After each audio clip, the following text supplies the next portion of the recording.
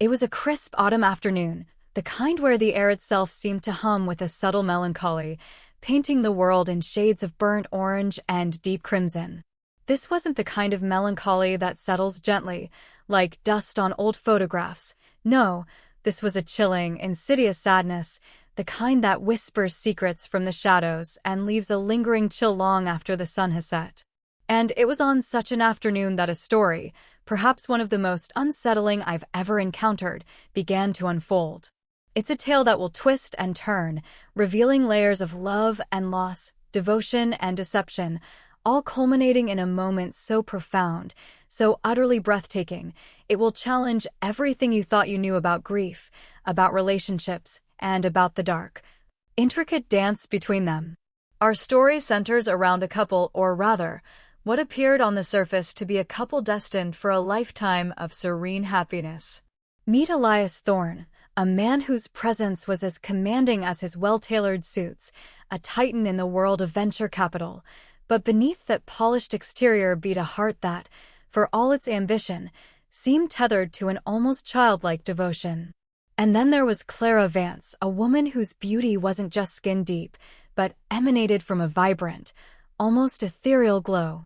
Her laughter, they said, was like wind chimes in a gentle breeze, her eyes, pools of liquid warmth that could disarm even the most hardened cynic. They were, by all accounts, perfect. A match made in the kind of high society heavens where champagne flowed as freely as conversation, and futures were meticulously planned down to the very last detail. Their engagement, everyone agreed, was not a matter of if, but when. It was the natural progression of a love story so picture-perfect, it almost felt scripted. Almost. But beneath this shimmering veneer of perfection, a faint, almost imperceptible tremor ran through the foundations of their idyllic world. It wasn't something you could point to directly, not a harsh word or a public disagreement. It was more subtle, a fleeting shadow in Clara's eyes when Elias spoke of their future, a momentary hesitation in his touch when he believed no one was watching. These were the kind of nuances that only the most observant would catch, the kind of emotional ripples that hinted at a deeper, unseen current. You see, while Elias saw their love as a grand, unblemished fresco, Clara seemed to view it with a delicate, almost fragile reverence, as if any sudden movement might shatter its intricate beauty. The underlying tension, the unspoken truth, revolved around a figure whose absence was as palpable as any presence: Lillian. Lillian Vance, Clara's younger sister, had been a force of nature, a comet streaking across the lives of everyone she touched. Where Clara was grace and serenity, Lillian was fire and passion, an artist with a soul as wild as her untamed auburn hair, a spirit that embraced life with a ferocity that was both inspiring and, ultimately, devastating. Her sudden, tragic death a year prior had ripped a gaping hole in the fabric of their family, leaving behind an echo of laughter that now only served to amplify the silence. For Clara, Lillian wasn't just a sister, she was a confidant, a mirror, a part of her very soul. And for Elias, well, that's where the narrative begins to fray at the edges. He had always been there for Clara, a steadfast anchor in the tumultuous sea of her grief. His empathy was profound, his patience seemingly boundless. He would sit with her for hours, holding her hand, listening to her recount memories of Lillian, his gaze unwavering, his presence a comforting balm. It was this unwavering support, this quiet strength, that solidified his place not just in Clara's heart, but in the hearts of her grieving parents. He was the rock, the protector, the one who navigated the treacherous waters of sorrow with her, never faltering. Or so it seemed. The plans for their future, once whispered between them in hushed, hopeful tones, now seemed to circle back to Lillian, in ways that were both tender and, for an outsider, perhaps a little unsettling. Clara, still deep in the throes of mourning, found solace in visiting Lillian's grave, a quiet, peaceful corner of the old cemetery, beneath the shade of a weeping willow. It was her sanctuary, her private communion with the sister she missed so terribly. Elias, Ever the devoted partner, would often accompany her, standing silently beside her, a pillar of support against the backdrop of gravestones and fading sunlight. It was a ritual, a solemn pilgrimage that marked the passage of weeks, then months, after Lillian's death. This shared grief, this quiet intimacy in the face of irreparable loss, became a strange, unexpected crucible for their relationship. It deepened their bond, or so Clara believed. But here's where the threads begin to unravel, where the first faint notes of discord begin to play in this seemingly perfect symphony. The more time they spent at Lillian's grave, the more Elias seemed to change. Not overtly, not in a way that Clara could immediately pinpoint. It was in the subtle shifts, the way his eyes would sometimes linger on the carved inscription of Lillian's name just a moment too long, or the almost imperceptible tremor in his voice when he spoke of her. Clara, enveloped in her own profound sorrow, attributed it to his shared grief, a testament to his kind heart and his deep affection for her family. He had, after all, known Lillian well. They had shared conversations, laughter, the easy camaraderie of future in-laws. It seemed natural, even touching, that he would mourn her so deeply. Yet, a seed of unease, tiny and almost insignificant, had been planted. It began with seemingly innocuous comments. Elias, typically so measured and logical, would sometimes recount anecdotes about Lillian that Clara herself had forgotten, or speak of her dreams with an almost encyclopedic knowledge. Lillian always wanted to see the aurora borealis, didn't she, Clara? He'd say, his voice soft, almost wistful.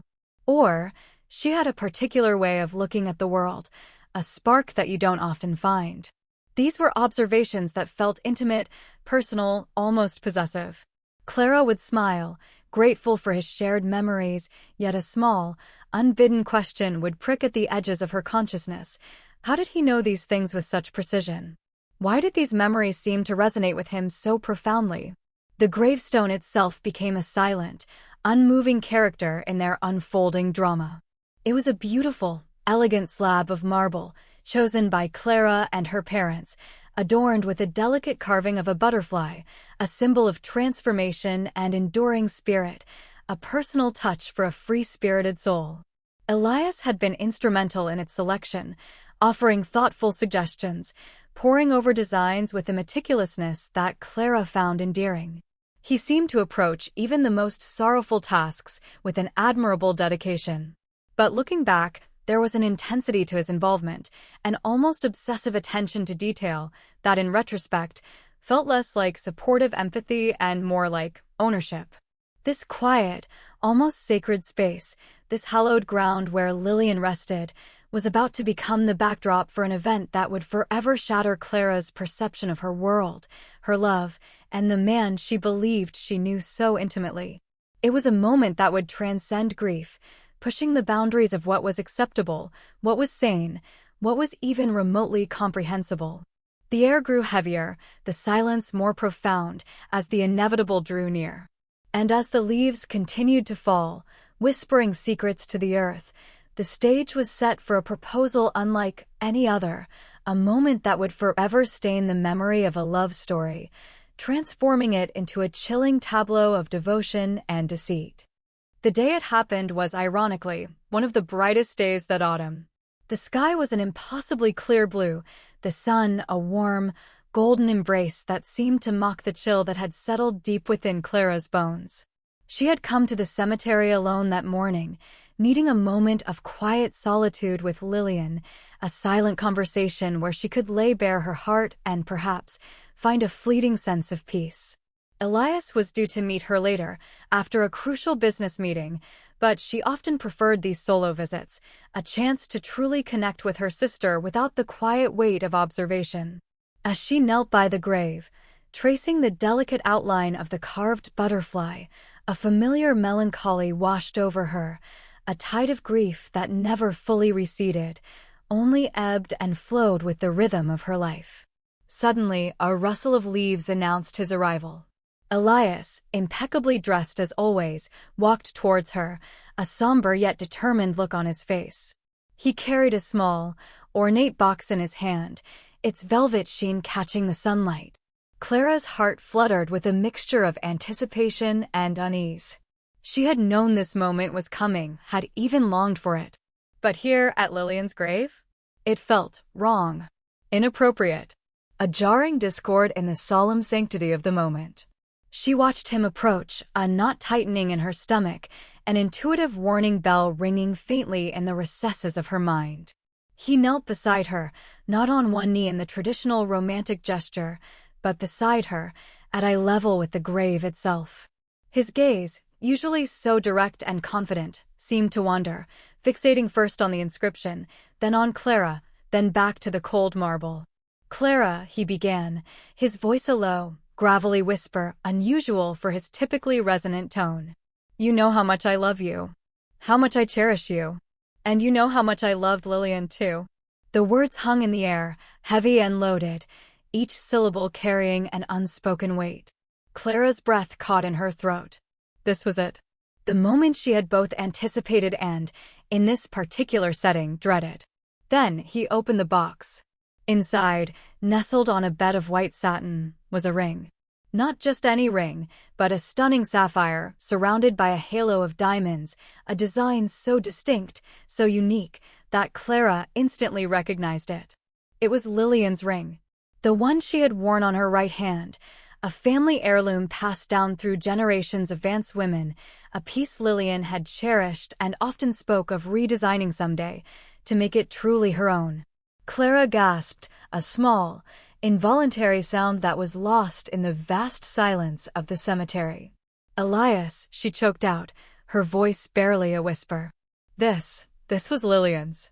His eyes, usually so warm and reassuring, held a strange, almost manic gleam. "Yes," he said, his voice gaining a disturbing edge of conviction. "And it's perfect, isn't it? A symbol of our enduring love, a connection that binds us all, even in memory. Lillian would have wanted this, Clara. She would have wanted us to be happy, to honor her spirit by embracing our future." He reached for her hand, his touch cold, almost clinical. Clara pulled back instinctively, a wave of nausea washing over her. This wasn't romantic. This wasn't loving. This was desecration. A perversion of grief. The initial shock slowly gave way to a chilling realization. This wasn't just an insensitive gesture. This was calculated. It was as if Elias was not just proposing to her, but to a concept, to a legacy, one that was inextricably intertwined with her deceased sister. The air thickened with unspoken questions, with the ghosts of suspicion that Clara had, until this moment, stubbornly suppressed. The small, innocuous comments, the lingering gazes, the encyclopedic knowledge of Lillian's dreams, they all coalesced into a disturbing pattern. It wasn't just shared grief, it was something far more insidious, something that twisted the very fabric of her reality. "What are you talking about, Elias?" she managed to ask, her voice trembling. "This isn't right. This isn't us."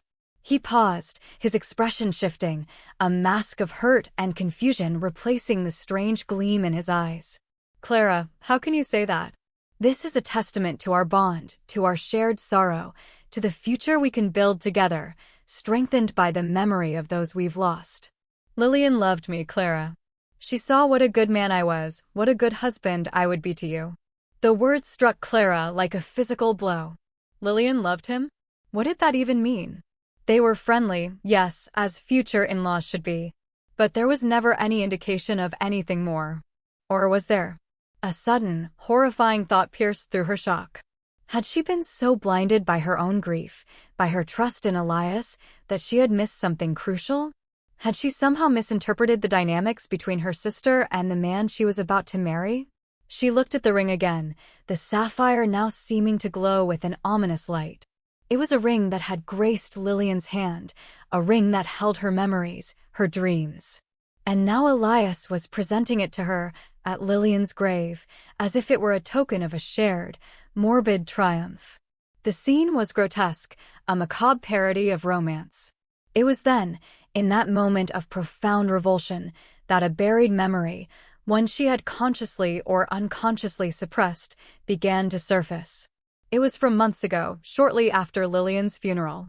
Clara had been going through Lillian's belongings, a heart-wrenching task, trying to organize what remained of her vibrant life. She remembered finding Lillian's diary, a small, leather-bound book filled with her sister's whimsical sketches and fervent scribblings. Clara hadn't read much of it then, the grief too raw, the intimacy of the entries too painful. But she remembered a particular page, a drawing of a sapphire ring, almost identical to the one Elias was now holding. And beside it, in Lillian's distinctive, sprawling handwriting, a name. Not Elias.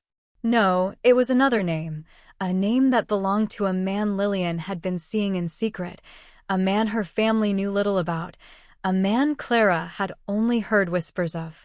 A man Lillian had been deeply, passionately in love with. A man she had planned a future with, a future that involved that very sapphire ring.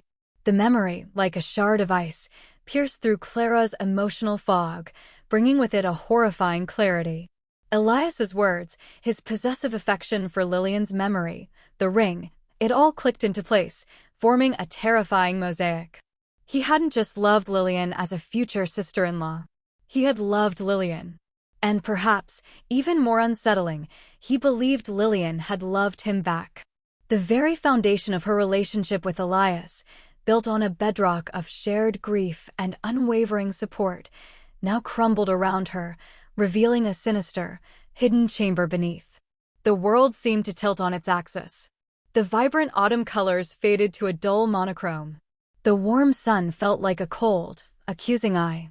She looked at Elias, truly looked at him, and saw not the steadfast, loving partner she had cherished, but a stranger, a meticulously crafted facade behind which lurked something dark and deeply disturbing. His proposal, meant to be a moment of joyous commitment, had become an act of profound revelation, a horrifying unveiling of a truth too terrible to contemplate. Clara's mind raced, replaying conversations, gestures, fleeting glances she had dismissed as insignificant. Elias's intensity when speaking of Lillian, his almost proprietary knowledge of her deepest desires, his quiet but persistent presence at her grave, it wasn't just supportive. It was obsessive.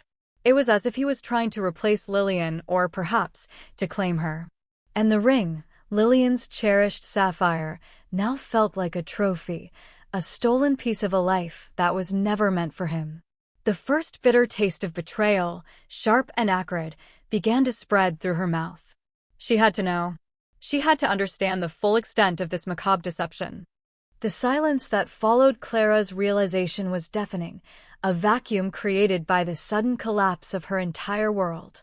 Elias, still kneeling, still holding out the ring, seemed oblivious to the storm raging within her. His gaze remained fixed on her, a strange mixture of hope and something akin to a desperate plea in his eyes. "Clara? What's wrong? Aren't you happy?" His voice, now laced with a brittle edge, snapped her back to the chilling reality. "Happy?" Clara echoed, the word a bitter laugh that caught in her throat. Her voice was raw, unfamiliar even to herself. "Happy, Elias? You proposed to me with my dead sister's ring at her grave, and you ask if I'm happy." She finally snatched the ring box from his hand, not to accept it, but to hold it, to examine the sapphire that now seemed to pulse with a malevolent energy. This was Lillian's. She loved this ring. And she loved someone else, Elias. Someone you knew nothing about. Someone whose name she wrote in her diary, next to a drawing of this very ring. The color drained from Elias's face, leaving him a ghastly white. The carefully constructed facade of devoted partner and grieving almost brother-in-law began to crack, revealing the raw, unhinged emotion beneath. His eyes, no longer holding that strange gleam, now flickered with a desperate fear, a flicker that quickly transformed into something far more menacing.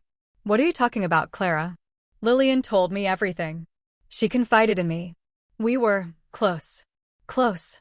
Clara shot back, her voice rising, losing its carefully controlled tremor. "How close, Elias? Close enough for you to know about her secret boyfriend?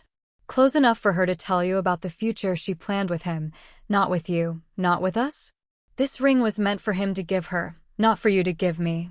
She held the ring up, the sapphire catching the light, reflecting the furious tears now streaming down her face. "You're sick, Elias. You're twisted."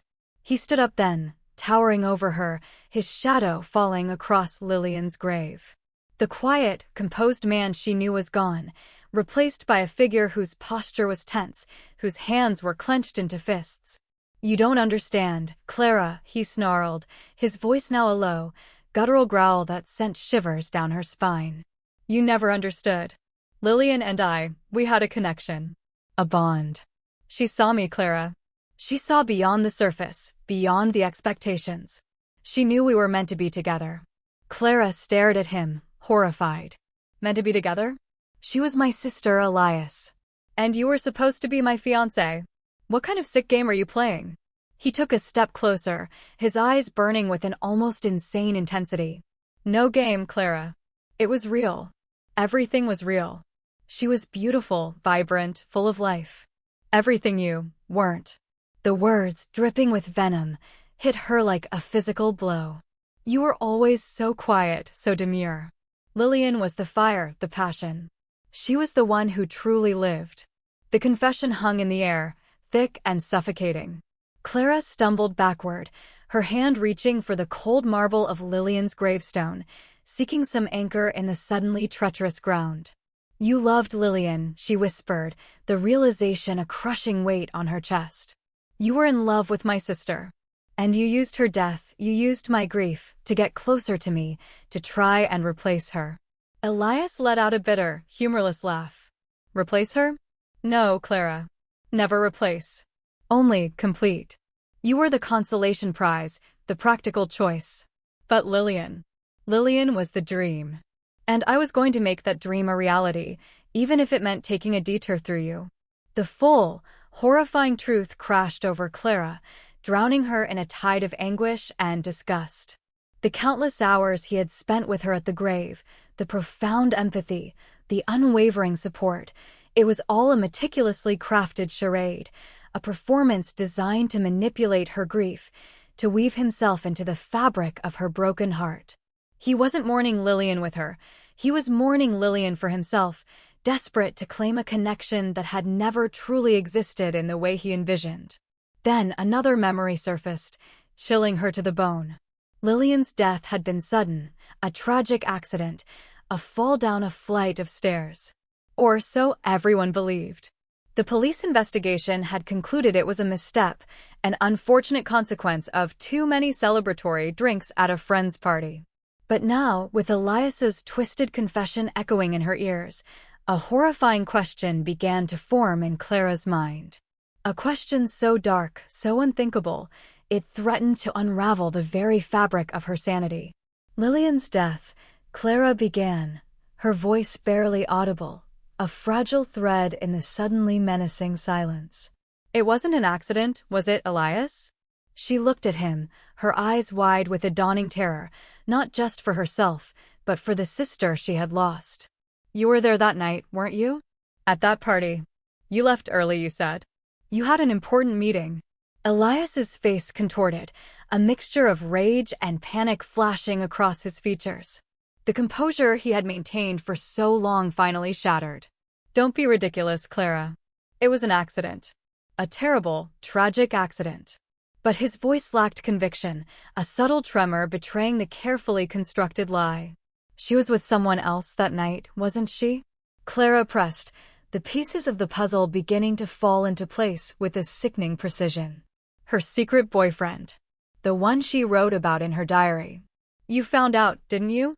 You confronted her."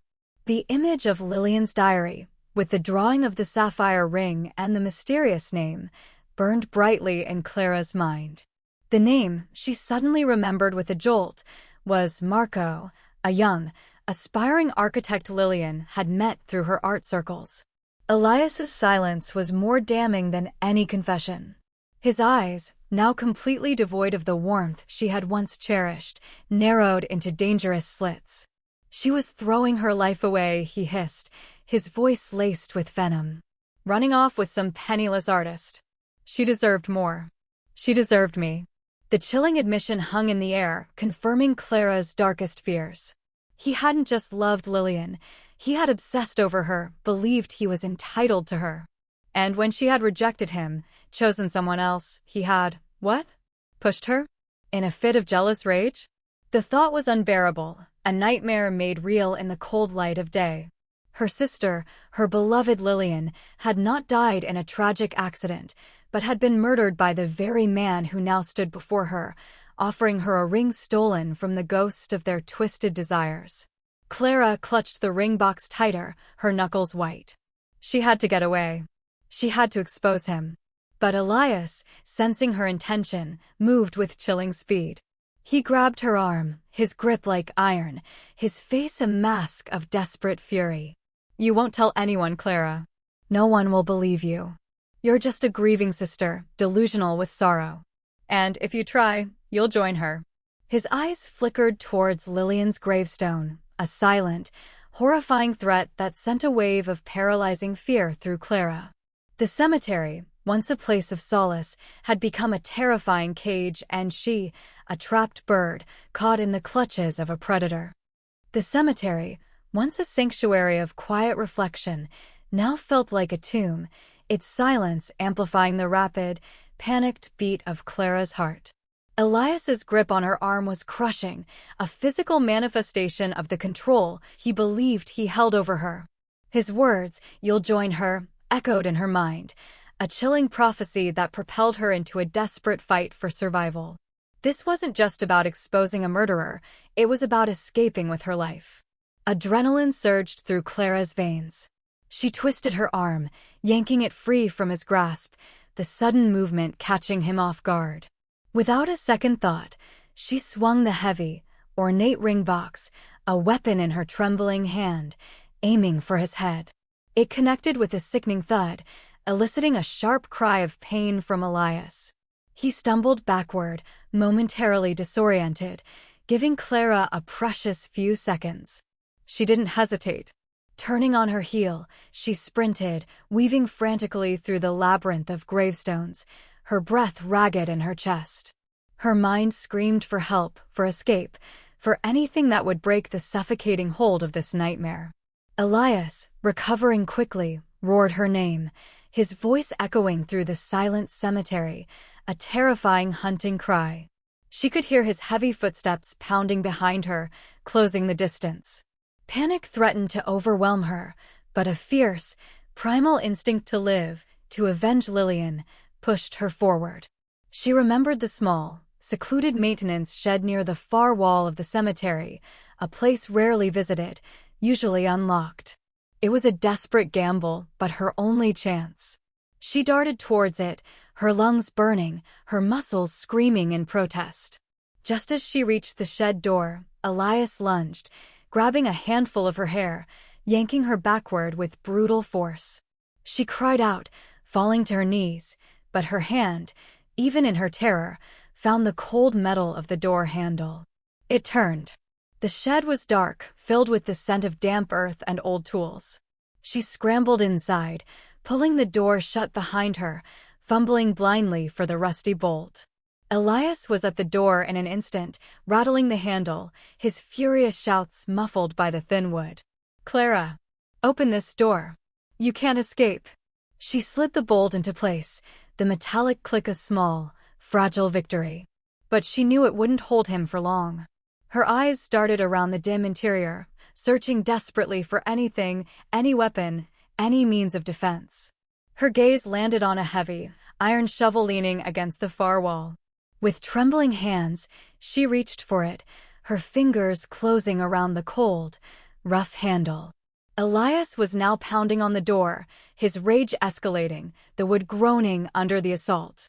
Clara, clutching the shovel, backed into a corner, her heart pounding a frantic rhythm against her ribs. She was trapped.